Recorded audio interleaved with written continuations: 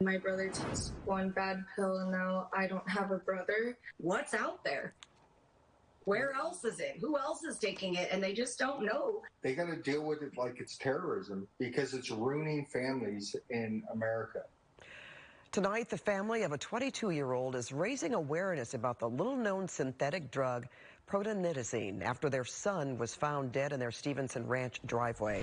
And KCAL News assignment editor Mike Rogers here at the desk. Mike, you have been telling us about this story, and tonight you're speaking with an expert about this drug that's said to be 3 times more deadly than fentanyl. Yeah, that's right, Pat. You know, when we first reported this story last week, protonidazine was something that we here hadn't heard, and it got a lot of buzz in our newsroom. So we wanted to know exactly what it is. Last night I talked to the family of Bryce Chiquette, who took a lethal dose of this pill after he thought he was buying something completely different. Well, tonight I had a chance to speak with a former special agent in charge of the DEA Los Angeles division, who tells me that's exactly how this works. He says these drugs are coming over from China in very small quantities, and people here in the United States are mixing them with binders and putting the protonidazine in a pill-type form, just like this one. This is a photo from Hamilton Police Services up in Canada when they made a big arrest on this recently. But protonidazine is something that is fairly new in the drug world.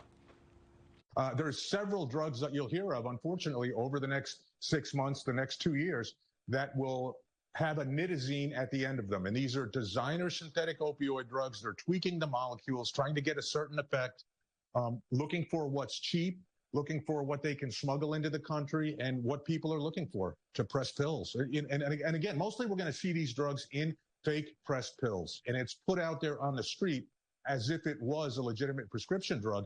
And it's that deception that causes all the harm in our community right now. Yeah, and you know, really a lot of the difference here between fentanyl and protonidazine and any of the nitazine family is the nitazines were never given approval by the FDA. Fentanyl has a legitimate medical use for it. The FDA, according to Bodner, says that the nitazine family never had a legitimate medical use because it is so incredibly powerful. That's why it was never given that FDA approval. You'll never get it in a hospital. It is a purely illegal substance. Pat, he tells me that at his time at the DEA, they tested millions of pills, and not a single one of them had any pharmaceutical value to them. They are all fake pills. That is his big warning tonight, is even if the person that's selling you this pill says, no, it's legit, I got it from a pharmacy, he says in his experience at the DEA, that is almost never true. Yeah, get it at the pharmacy, yep. a prescription.